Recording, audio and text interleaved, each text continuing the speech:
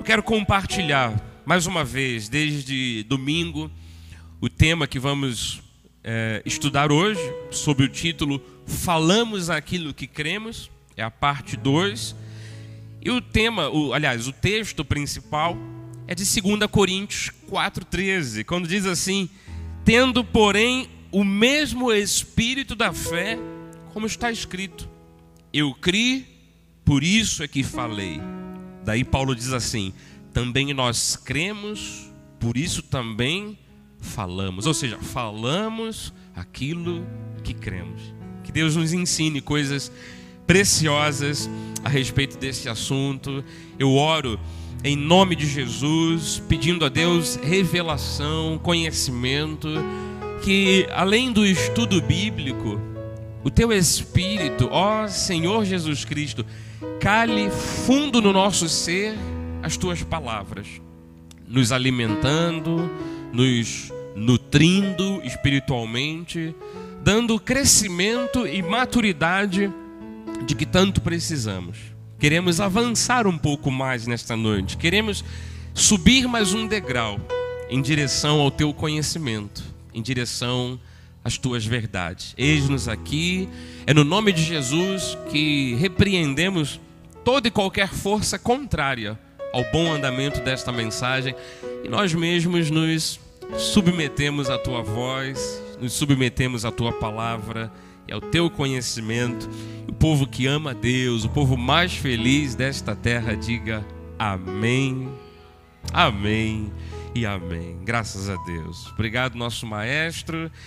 Eu quero dizer à Igreja Cristo Vive, minha família espiritual, meus irmãos em Cristo, que dentro dessa questão do que cremos, nós assumimos um compromisso de falarmos coerentemente com isto. É mais ou menos assim: a Bíblia tem promessas, a Bíblia tem palavras proféticas, palavras de direção de Deus, e disso que eu creio, então eu ajusto a minha vida, ajusto as minhas atitudes, os meus pensamentos, inclusive a minha fala. Então, do que eu creio, eu falo. Dentro desses assuntos, nós temos que entender uma coisa, que o poder que está por detrás das palavras de um crente, principalmente quando ele faz um uso correto da sua língua, das suas palavras, talvez seja a maior expressão de fé cristã. Porque alguns cristãos resolvem expressar a sua fé de um modo sacrificial.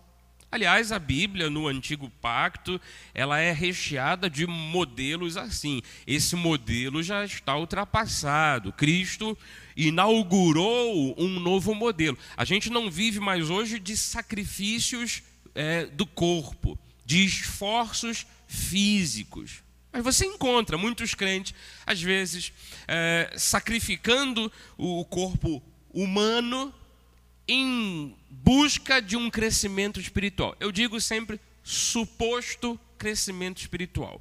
Você encontra pessoas, às vezes, subindo aos montes, fazendo jejuns, humilhando a própria carne em busca de um crescimento espiritual. Mas, na verdade, quando você abre a tua boca, e às vezes sem ter movido uma palha com esforços físicos, com cerimonialismo religioso, quando você abre a tua boca em linha com a palavra de Deus, olha, eu posso lhe garantir, é isto que Deus verifica, é isto que Deus vê, é isto que Deus sonda, e é a isto que Deus responde. Porque isso tem a ver com justamente o novo pacto, a nova aliança que Jesus inaugurou para nós, e que consta de uma vida que tem que ser vivida por fé. Esse texto aqui de Coríntios, tendo, porém, o mesmo espírito da fé, como está escrito, eu criei, por isso que falei, também nós cremos, por isso também falamos. Olha o versículo 14. Sabendo que aquele que ressuscitou o Senhor Jesus também nos ressuscitará com Jesus e nos apresentará convosco. Tem aí, bispa, versículo 14. sabendo que aquele que ressuscitou o Senhor Jesus também nos ressuscitará com Jesus e nos apresentará convosco. Olha o 15. Porque todas as coisas existem por amor de vós, para que a graça, multiplicando-se, torne abundantes as ações de graças por meio de muitos, para a glória de Deus. Então, em resumo, Paulo está dizendo assim, do que Deus deixou de promessas e que é o que devemos crer, a gente fala, a gente confessa, a gente profetiza, a gente chama a existência, a gente entra em linha com isso. Já que todas as coisas existem por amor à nossa vida. Resumindo o assunto de Paulo, ele está dizendo, já que Cristo cumpriu na cruz do Calvário tudo que era necessário para você ter as coisas desta vida, nós cremos que isso é nosso e nós falamos de acordo com isso. Eu quero ressaltar aí o trechinho do versículo 15, né? Já que Jesus consumou tudo na cruz do Calvário, todas as coisas existem por amor de vós. Que todas as coisas são essas? As promessas de Deus, os benefícios de Deus. Aquilo que Ele tem para realizar, para fazer em nossas vidas. Se nós fôssemos contabilizar aqui as promessas, chegaríamos a milhares delas. Existem aquelas mais básicas, né? Quando a gente percebe que Deus tem bênção para a nossa família, pois a Bíblia diz que nós seríamos reconhecidos como família bendita do Senhor. Nós percebemos quando Deus diz assim, pelas chagas de Cristo fostes sarados. Percebemos que Deus tem uma provisão de cura para nós. Claro, enfrentamos desafios, às vezes enfrentamos uma enfermidade, uma doença durante um longo tempo, podemos fazer certos tratamentos, mas olha, é Deus quem cura. E há situações em que a ciência é tão limitada que nós só podemos contar com Deus mesmo. Então, essas são promessas básicas quanto à família, quanto à saúde. A Bíblia diz que onde pusermos as mãos para produzir alguma coisa, será próspero. Há uma promessa que eu chamo de básica, né? Que é para a vida próspera. Fora milhares de outras promessas que Deus tem para nós. São todas estas coisas que existem por amor de vocês. Agora, como é que a gente conquista tudo isso? Fazendo uma campanha de 7 quintas-feiras na igreja? Não, isso é esforço físico, isso é cerimonialismo vão. Podem acreditar, hoje em dia Deus não olha mais para isso. Como é que a gente conquista tudo isso? Se não é conforme o molde do passado, quando as pessoas faziam sacrifícios, ou faziam grandes oferendas a Deus, ofereciam animais, comida, etc., faziam grandes coisas para Deus, e Deus respondia, se não é mais pelas obras da carne, é pelas obras do Espírito, é pela fé. É por aquilo que cremos, e daí a gente assume isto, do que cremos nós falamos. Claro que não é simplesmente falar algo da boca para fora, mas é que esse falar de Paulo aqui é mais ou menos o resultado final de toda uma reunião de crenças que está dentro de nós. Conforme eu creio nas promessas de Deus, principalmente, eu vou me posicionar diante da vida. Conforme eu creio, eu vou pensar desta forma, eu vou começar a mudar as minhas ações, eu vou começar a ter atitudes de acordo com o que eu creio. Uma coisa muito peculiar, é claro que tem gente que é mais introvertida que outras, outros são mais expansivos, né? Mas há uma coisa típica, que é, na hora de uma conversa, na hora de você relatar alguma coisa, na hora de você até mesmo orar a Deus, reivindicando algo, pedindo algo, é que as suas palavras, elas são sempre em linha com aquilo que Deus estabeleceu. Um coração crente, ele fala de coisas de acordo com o que Deus estabeleceu. não obrigatoriamente você deve levantar pela manhã e começar a confessar um monte de coisa, mas é quando a coisa aperta e que de repente o médico diz para você: ih, teu exame aqui, ó, teu diagnóstico tá feio, hein? E se você às vezes concorda e diz: ai, doutor, é mesmo? Quanto tempo eu tenho? Você já desaba. Enquanto que um coração crente, ele reage numa hora como essa. O médico pode até já se adiantar e dizer: olha, você tem 3 meses de vida, hein? Arruma a tua casa que você vai partir. E às vezes os médicos, para serem bem verdadeiros, para não enganarem as pessoas, né? Para desenganarem você de qualquer coisa ilusória, eles são muito duros, né? Eu já ouvi dizer que quem se forma em medicina, para passar no teste final, é tirado o coração do médico. Ele não tem coração. É brincadeira isso, gente. Mas o médico de longa estrada, ele se torna muito duro. Talvez até para que ele não se envolva, né? Mas aí o médico pode se adiantar e dizer assim: você só tem 3 meses. Olha, está tudo aqui, ó, tudo alterado. Uma pessoa que tem crença no coração, ela reage a isso dizendo: tudo bem, doutor, mas eu creio num Deus que tem cura divina para mim. Ela pode até vir a perecer, mas sabe, a crença, ela se reproduz no olhar, ela se reproduz nas ações, e é típico passar pela nossa boca, pelas nossas palavras. Por isso que daquilo que cremos, nós falamos. Então você não pode usar a tua boca para falar coisas negativas, porque de alguma forma a gente consegue perceber também que há um potencial nas nossas palavras. Você sabe, a gente passa a comer do fruto das nossas palavras. No domingo nós entramos bastante no assunto da língua, da boca. Vou falar um pouquinho mais sobre isso. E há um texto de Provérbios 18, no versículo 21, que diz assim, ó: a morte e a vida estão no poder da língua.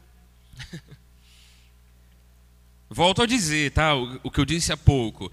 Não é uma questão só de palavras soltas no ar e que você repita alguma coisa organizada em papel, como se fosse um mantra, um passe de mágica, e isso vai acontecer, seja para o bem ou seja para o mal. Não é somente isso. É de acordo com o que Deus trouxe de provisão para nós, promessa dele, e de acordo com o que eu estou crendo.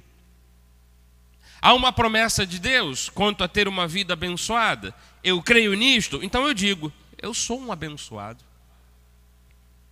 E daí eu passo a usufruir desse poder de vida que está aqui, não só na língua, mas está onde? Na minha crença. Porque eu só falo com a língua do que eu creio. Então não adianta.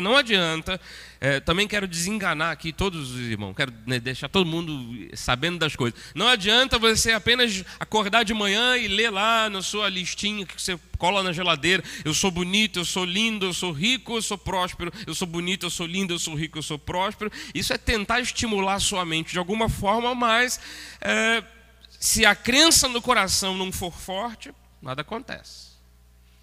A questão é que morte e vida estão no poder da língua. O que bem a utiliza, come do seu fruto. Você vê um resultado daquilo que você fala. Você vê um resultado das suas crenças.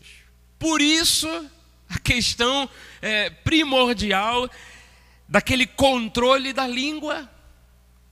O apóstolo Tiago foi quem mais falou dessas questões. Tiago 3,6, ele diz assim: ora, a língua é fogo, é mundo de iniquidade. A língua está aqui, ó, situada entre os membros do nosso corpo e contamina o corpo inteiro. Não só põe em chamas toda a carreira da existência humana, como também é posta ela mesma em chamas pelo inferno. Ele estava querendo dizer assim: a língua parece que é atiçada pelo próprio mal.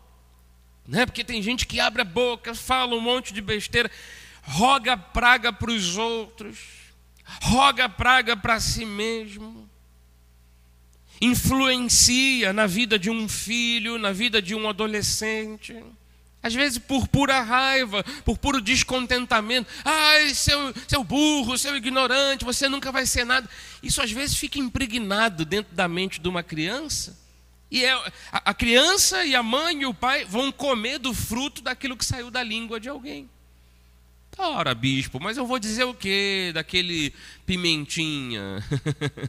Engula suas palavras.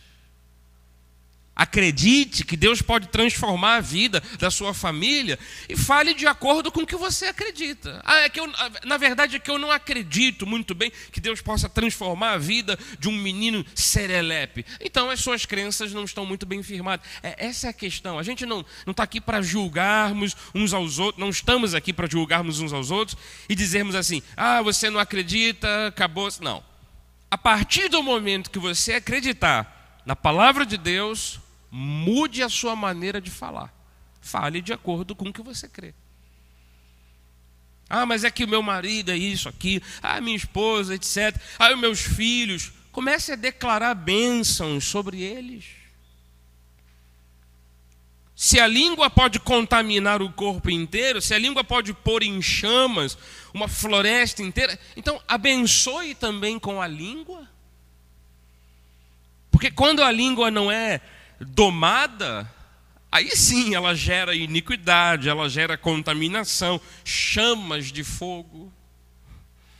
Uma língua descuidada, ela pode negar tudo de espiritual na vida de uma pessoa. No capítulo 1 de Tiago, versículo 26, ele diz assim: se alguém supõe ser religioso, mas deixando de refrear a língua, antes enganando o próprio coração, toda obra religiosa é vã.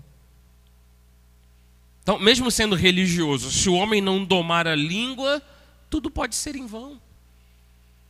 Isso aqui é muito dramático, inclusive, porque, imagine, as pessoas gostam e se acostumam até, né, a fazerem obras com o corpo, a oferecerem esforços físicos para as suas religiões. E de repente vem o apóstolo Tiago dizendo, a pessoa depois não usa bem a boca e tudo é em vão, tudo é em vão. Então a gente pode analisar isso vendo do outro lado. Eu posso não ser uma pessoa religiosa, daquelas que alguém diga assim, poxa, ele vai à igreja de segunda a segunda. E aqui na igreja nem funcionaria isso, né? Porque tem culto dia sim, dia não, né? Tem gente que fica meio doida com, bispo, põe culto todos os dias, porque a pessoa tem um sentimentozinho de bater o cartão, de pagar o preço. Poderíamos ter culto todos os dias, várias horas no dia. Mas sabe aquele sentimento de, eu tenho que cumprir uma corrente, eu tenho que fazer por onde? Nós poderíamos não ter esse tipo de atitude, mas, no entanto, na hora que alguém nos desafiasse a fé e a nossa confissão fosse em linha com a Bíblia, nós estaríamos fazendo justamente o modo contrário do que esse versículo insinua. Nós não estaríamos sendo religiosos, mas a nossa religião com Deus não seria vã, por não tropeçarmos na língua, na palavra. Volto a dizer, terceira vez, não por meras palavras ditas da boca para fora, mas por aquilo que cremos. Que do conjunto das nossas crenças, daquilo que Deus diz na Bíblia, a gente fale de acordo com isso. Então você pode ser um homem e uma mulher que use apenas muito bem a sua boca, a sua confissão de vitória, e isso basta. Na verdade, o grande poder que há nas palavras é fruto de como é o nosso coração. Jesus uma vez deu uma bronca nos religiosos da época dele E ele foi até muito severo. Mateus 12:34, ele diz assim: raça de víboras, como podeis falar coisas boas sendo maus? Porque a boca fala do que está cheio o coração. Aí ele disse assim, 35, o homem bom tira do tesouro bom. Sabe que tesouro bom é esse? O teu coração, que é um coração de Deus.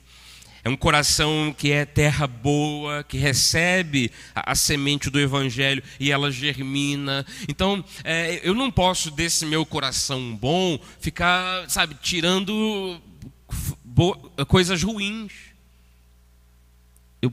Eu tenho essa capacidade dada por Deus de ser uma pessoa crente de verdade. No pensamento, nas ações, nas palavras. Porque o normal é isso aqui, ó. O homem bom tira do tesouro bom coisas boas. Já o homem mau, do mau tesouro, tira coisas más. Quantas pessoas, às vezes por um momento de ímpeto, de nervosismo, de explosão, deixa sair uma palavra equivocada, discute com, sei lá, com a esposa, com o marido, com o patrão.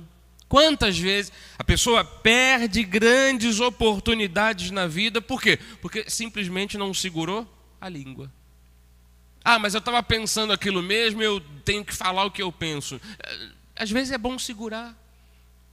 É uma questão de equilíbrio, é uma questão de política. É uma questão de sociabilidade, de você ser uma pessoa sociável. A gente até brincou aqui domingo, né, dizendo, ó, toda verdade, aliás, tudo que dissermos tem que ser verdade, né? Tudo que sair de nossas bocas tem que ser a verdade. Mas talvez nem toda a verdade precisa ser dita a todo momento. Vai machucar, vai ferir? Fale de forma equilibrada. Não é para mentir, não é para omitir, não é para disfarçar. Mas às vezes a pessoa diz, eu quero ser muito sincero. O muito sincero às vezes magoa. Quanta gente perdeu oportunidades na vida porque não segurou o ímpeto do nervosismo. E para você ver, junto do ímpeto de nervosismo, o que vem? Um monte de palavras torpes, um monte de palavras negativas. Né? Quem é que briga às vezes no trânsito como um mímico? O cara te dá uma fechada, você fica nervoso, furioso, você não fala nada, só fica se agitando. Quem que faz isso? Só o Mr. Bean. Ele se agita, ele expressa todo o nervosismo dele sem dar um pio. A gente não, a gente tem a tendência de extravasar isso com palavras. Então, a dica de Deus, numa noite como essa, a gente está falando isso desde domingo, comece a perceber pelas tuas palavras como é que está o teu coração. E muda isso. Porque Pedro, o apóstolo Pedro disse assim em Pedro 3,10: quem quer amar a vida e ver dias felizes, refreia a língua do mal. Esse é o meu desejo, acredito que seja o teu desejo. Eu quero ter uma boa vida, eu quero amar a vida, eu quero ver dias felizes. E na maioria das vezes está ligado a isso. Eu tenho que frear. Para os paulistas eu tenho que brecar, eu tenho que segurar a língua de falar mal. Evite que os seus lábios falem dolosamente. Jogar culpa em alguém, fazer um tipo de calúnia, sabe? Dar um falso testemunho. Tudo isso está inserido nessas questões das palavras. Aí voltando lá para o Tiago, né, que ele se tornou quase que um especialista aqui das questões da língua. Tiago 3, versículo 9, ele diz: com ela, com a língua, bendizemos ao Senhor e Pai, também com ela amaldiçoamos os homens feitos à semelhança de Deus. A conclusão dele, no versículo 10, é assim: de uma só boca procede bênção e maldição. Ah, meus irmãos, não é conveniente que estas coisas sejam assim. Então, dá para voltar atrás. Dá para mudar o caminho. se não convém, é porque Deus está me dando mais do que nunca a chance de eu alterar os meus passos. Mas eu não faço isso não, bispo, eu não bendigo ao Senhor e Pai, depois amaldiçoo ninguém não. Não. A gente, sabe, quando a gente está aqui, às vezes, cantando um hino, a gente levanta as mãos, bate palma, canta, exalta a Deus, a gente fala da grandeza de Deus. Você está bendizendo a Deus e Pai. Ele está recebendo o teu louvor. E por vezes, quando, sabe, mesmo que no pensamento, que tem gente que é mais controlada, mesmo que no pensamento você às vezes diz assim, não suporto esse cara. Ai, tomara que vá embora da empresa. Ai, tomara que isso, que aquilo. Bem feito. E bem, não sei o que. A gente está amaldiçoando. Às vezes nem acontece nada com a pessoa, né? É só rancor nosso, ressentimento nosso. E quem mais adoece com isso somos nós mesmos. Mas Tiago estava certo. Ele estava dizendo, a gente faz uma coisa boa, depois faz uma coisa ruim. A questão não é conveniente. Se não convém, é hora de pensarmos e repensarmos nossas crenças, nossas atitudes, nossas palavras, porque eu sei de uma coisa, amado, uma coisa Deus quer de nós, que a gente ande em linha com as promessas dele. Então nós temos que viver esse espírito da fé, conforme está escrito. Eu criei, por isso que falei, então nós cremos também, falamos. E daí você vai às vezes atrás de uma promessa de Deus e vai falando daquilo, vai orando em cima daquilo, vai profetizando aquilo para alguém. É isso que Deus quer ver em nós. Em vez de ficarmos presos aos sentimentos, ressentimentos, preocupações, ciúmes, inveja, Deus quer que a gente viva o resto da nossa vida aqui, que é tão rápida, tão rápida. Eu já cheguei aos 41. Para quem, a Bíblia diz que quem chega aos 80 já chega porque foi muito robusto. Então eu estou na metade do caminho, né? E parece que eu nasci ontem. Então a vida é tão rápida que o que Deus quer é que você tenha uma visão, um foco, se alegre nele e pare de sofrer as coisas deste mundo. E se a gente permitir, a gente fica muito preso às coisas, às situações, aos milindres. Então, mesmo que lá dentro da sua mente, que você não seja uma pessoa tão expansiva, que nunca amaldiçoe alguém com as palavras, mas que às vezes lá no coração você fica dizendo, tomara que ele se dê mal. Cuidado, trate o teu coração. Peça para Deus, sabe, mudar os seus pensamentos. Peça para Deus firmar você. O salmista Davi, quando escreveu o Salmo 62, no versículo 4, ele estava falando de inimigos que o perseguiam. E ele disse o seguinte, só pensam em derribá-lo da sua dignidade. Na mentira se comprazem. De boca bendizem, porém no interior maldizem. Estava dizendo para Deus, Deus, eu tenho inimigos que estão sempre me bajulando, mas olha, eles conseguem não só controlar a boca, eles até me elogiam, etc., mas no interior eles querem o meu mal. Nós não fazemos parte desse grupo de pessoas. Se algum resquício disso passa por nós, porque no passado já fomos quem fomos, que Deus trate isso no nosso coração hoje.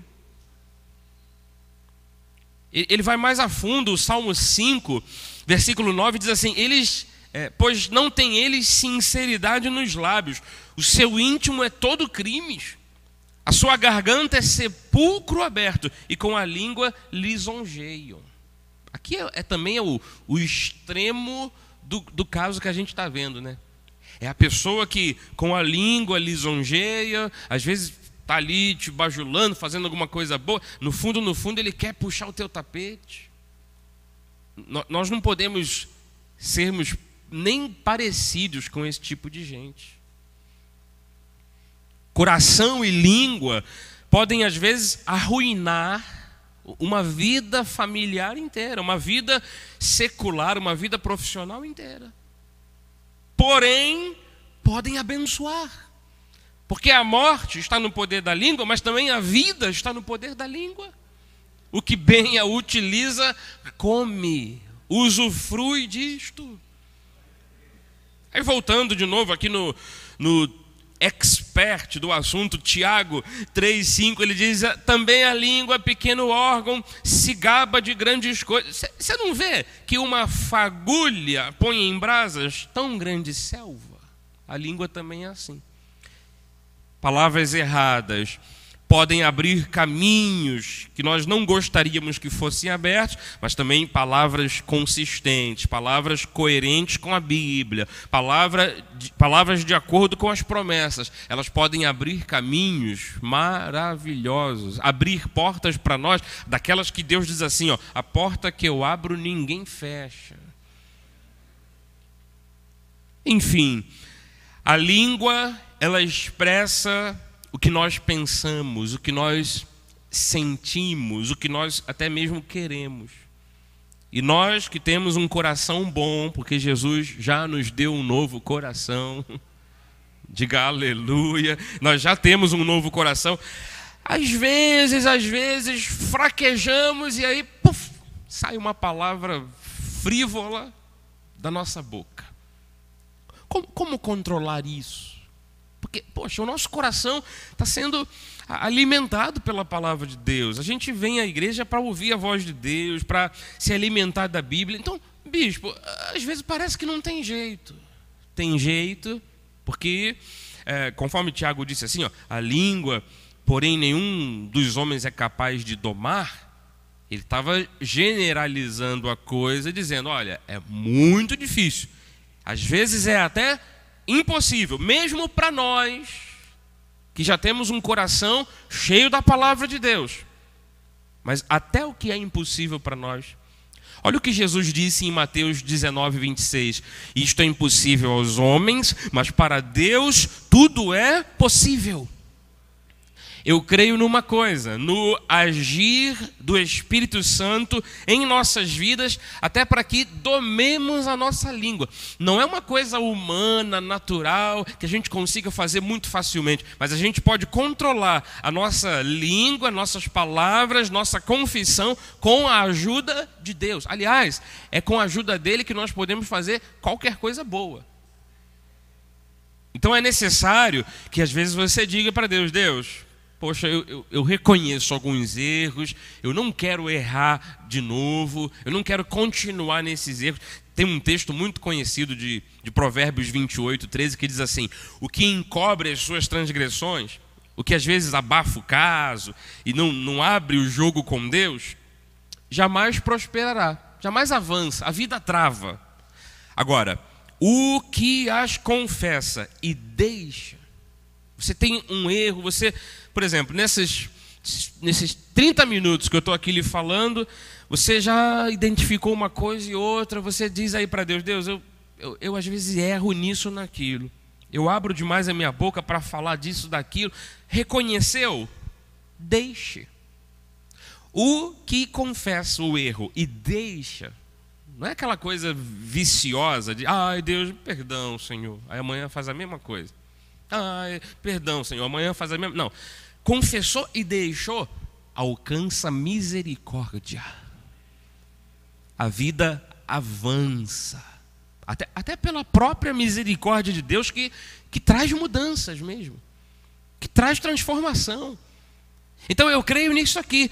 Deus pode fazer o impossível acontecer em nossas vidas. Que haja um controle, sabe, divino na nossa história, para termos uma língua em linha com a palavra dele. Não só para limitarmos palavras perversas, torpes ou sem proveito, mas para usarmos a nossa boca para profetizarmos aquilo que Deus diz a nosso respeito.